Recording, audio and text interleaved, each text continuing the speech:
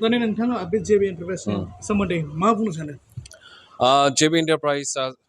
specially Udalguri मोनसे enterprise आरो बे फार्म मेसिननि सायाव डिल खालामो agriculture farm machinery small farm machinery big farm मेसिननि सायाव डिल खालामो जोंनाव बिभिन्न मेसिनारि दं सिजन लानानै सिजन वाइज जोंनाव मोनजोबगोन जेरै दायो माइनि सिजन जोंनाव रिपार मोनगोन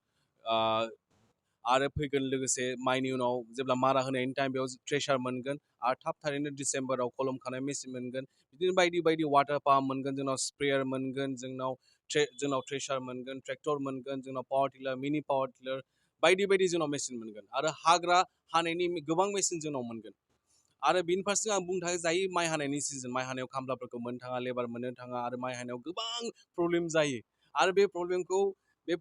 रिमुभ खालामनो थाखाय बे प्रब्लेमखौ इजि खालामनो थाखाय माइनि रिपार जोंनाव मेसिना दं आरो माइनि रिपारा इजि नङा इट्स ए भेरि बिराद फ्रेजाइल मेसिन जायो मानोना माइआ मास मोनसेल' 20 दिनल' बे 20 दिनाव जुदि माइखौ हायाबा मोननायाव जुदि बे माइखौ हायाबा माइआ गाज्रि जायो माइआ लेमग्लायो स' बिनि थाखायनो बेबायदि प्रब्लेमखौ सल्भ खालामनो थाखाय बेबायदि मेसिना जोंनाव दं बर्थमान आरो बे रिपारजों लोगोसे जोंनाव मोजां कम्पानि दं भिएसटि कम्पानि किसान क्राफ्टनि दं जोंनाव आरो बिनि पार्ट्सफ्रा एभेलेबल जायो आरो बिनि फारसे जोंनि सार्भिसमेन बाइक सासे लानानै आरो सासे मेकानिक लानानै बे फिल्डआव गिदिंगोन मानसिफोरखौ हेल्प खालामगोन बोरै सालायनांगौ बोरै सालायनाङा बेखौ हेल्प खालामगोन आरो बिनि फारसेथिं जुदि लाबोनो गोसोबा जोंनि डिलारावबो लाबोनो हागोन मेकानिक सानै एभेलेबल थाखागोन आरो माइखौ जेरैबायदि हानो हायो जेरै हमना ला सानसेयाव 20 बिगा 22 बिगा गाहाम हानो हायो आं मिथिनाय मथे बाट नर्मेलि हायोबा मानसिफ्रा 10 बिगा 12 बिगा आरामसे हानो हायो आरो सासे मानसियानो आरो माइ हाग्रायाबो गोबां दं जेरै माइ हानानै लोगो लोगो बजाबो खानो हायो बे बजा खाग्राबो खिन्थु बर्थमान दायो पार्ट्सफ्रा गैथ'वा पार्ट्सनि गोबां प्रब्लेम जायो आरो बर्थमान जेरै माइ हानानै बजा खालांनाया दुरुं नांगौ जायो दुरुंफोरखौ मोननो थाङा आरो पार्ट्सफोरखौ मोननो थाङा आरो माइआ मास मोनसेल' जुदि बे मास मोनसेयाव जुदि फाहामनो हायाबा मोजाङै सालायनो हायाबा जियानो नों फैसा खस्थ' खालामनानै जियानो फैसाजों नों बायदोंमोन बेफोर दैयाव थांजोबो ओंखायनो बर्थमान जि जोंनाव मेसिन दं माबाफोर गाज्रि जायोबा लोगो लोगो फाहामनो हागोन आरो पार्ट्सफ्रा जोंना एभेलेबल मोनगोन दिनै बे मेसिनखौ जुदि इउज खालामोब्ला बेयावहाय बथ मेल एन्ड फिमेल इउज खालामनो हागोन नामा मेसिनखौ बथ मेल एन्ड फिमेल इउज खालामनो हायो माइ हाग्राया मेसिना मोननै टाइम दं जेरै एसे गिलिरबो दं एसे रेजेंबो दं रेजेंखौ फिमेलाबो इउज खालामनो हायो मेलाबो इउज खालामनो हायो आरो बेनि फारसे गिलिरखौबो हायो बाट बेसेबां इन्ट्रेस्ट दं बिनि सायावसो बै फिमेल पार्सना जुदि इन्ट्रेस्ट दं दा फार्मिंनि सायाव जुदि इन्ट्रेस्ट दं मेसिनखौ डेफिनेटलि हायो मानोना आजिखालि मेसिनफ्रा बिराद इजि जाबाय सिगांनि बायदि नंला बिराद इजि जाबाय जुदि एसे खस्थ' खालामनानै जुदि एसे एफर्ट खालामनानै जुदि सालायनो गोसोबा नाजानायनो हायो आरो गावनि मोजां मोननायजों आग बारायलांनो हायो मेसिन सालायनायखौ सानसेयाव एक घन्टायाव खमसे खम 4 बिगा 5 बिगा आरामसे हायो आरो बे 1 घन्टा 4 बिगायावनो थाव मथा मथि 1 लिटार 200 ml 1 लिटार 300 ml बिदि जागोन आरो बाइक बायदिसो बेसेबांनो नों सागोन बेसेबांनो एक्सिलेटरखौ नोङो इउज खालामगोन थावा बिदिनो कनजाम खालामगोन बाट नर्मेलि थावा इट्स भेरि अइल एफिसियेन्ट जायो आरो बांद्रायबो थाव जाया इजि खम खरसायावनो जाहैयो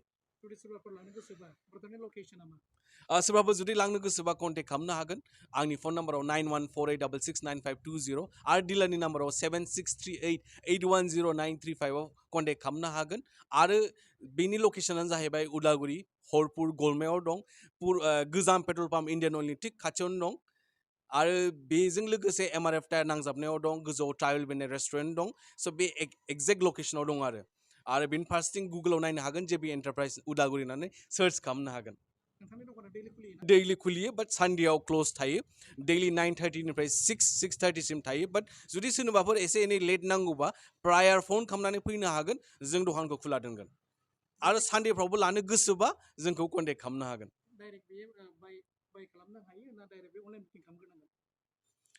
डाइरेक्टबो बाय खालामनो हायो आरो अनलाइनबो बुकिं खालामनो हायो आरो जोंनि दखानाव फैनानै एडभान्स बुकिं खालामनो हायो जेरै माइनि सिजन दायो रिपार दं रिपारा दायो मानसिफ्रा फ्राय लांखाबाय आरो जायनो लांदों बिसोर एडभान्स बुकिं खालामनाय गोजा मानोना रिपारनि सिजन अक्ट'बर जोबथायाव फैगोन आरो नभेम्बराव स्टार्ट जागोन दायो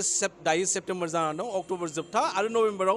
माइ हानाय सिजन जागोन बाट मानसिफ्रा बर्थमान लांखाबायनो 10टा माइ हाग्रा मेसिनखौथ' लांखाबाय आरो फ्राय 8 9जनसोआ एडभान्स बुकिं खालामनानै दंखायो मानोना माइ हानायनि गेजेराव आरो माइ हाफुनाय समाव मेसिनखौ मोननो नागिरा डिमान्ड एन्ड साप्लाइनि बहुत प्रब्लेम थायो साप्लाइआ बिराद खम जायो डिमान्डफ्रा बिराद हाई जायो बे सिजननि गेजेराव मेसिननि दामफ्राबो बारायनायनि बहुत चान्स थायो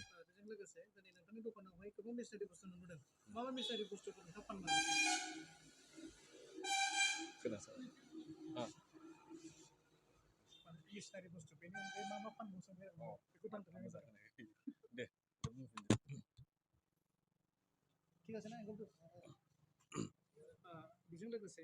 जों फैनानै नोंथांनि दखानाव फैबाय गोबां बेबायदि मिशनारि बुस्थु फानो स' नोंथाङा थारैनो मा मिशनारि बुस्थु फानमारो माइ हानायजों लोगोसे जेरै माइ हाखानानै मारा होनांगौ थ्रेसार जोंनाव मोनगोन ट्रेक्टर जोंनाव मोनगोन आरो बिनि फारसे जोंनाव वाटार पाम्प मोनगोन जोंनाव ब्राश काटार मोनगोन ब्राश काटार माने ग्रास काटार हाग्रा हानाय मेसिन जोंनाव मोनगोन बेजों लोगोसे पावार टिलार मिनि पावार टिलार बेजों लोगोसे लन मावार जोंनाव डिफारेन्ट टाइप्स अफ स्प्रेयार मोनगोन जोंनाव मेनुवेलनो बेटारि स्प्रेयारनो पावार स्प्रेयारनो गोबां जोंनाव स्प्रेयार मोनगोन आरो बेजों लोगोसे बायदि बायदि जोंनाव मेसिनखौ मोनगोन आरो बेजों लोगोसे एटाचमेन्ट स्पेयार पार्ट्सनो जोंनाव एभेलेबल दं आरो इन्जिन अइल गियार अइल बेफोरनि मेसिनखौ सापर्ट खालामनो थाखाय मा मुवा नांगौ मा पार्ट्सफोर नांगौ जोंनाव मोनजोबगोन नोंथाङा सिजन टु सिजन बुस्थुखौ सोलाय लाबोबाय थायो नङा होमबा बेनि बेलायाव नोंथाङा मा बुंनो सानो सिजोना जाहैबाय जोंथिं एग्रिकालसारा स्पेशलि जोंनि आसाम आरो जोंनि बे बिटिसि नि जोंनि एग्रिकालसार जों माबायदि एग्रिकालसार जोङो सिजननि बेलायाव बुंनो नोंथाङा सिजन कुइसन खालामदों मार्च एप्रिलनिफ्राय स्टार्ट जानानै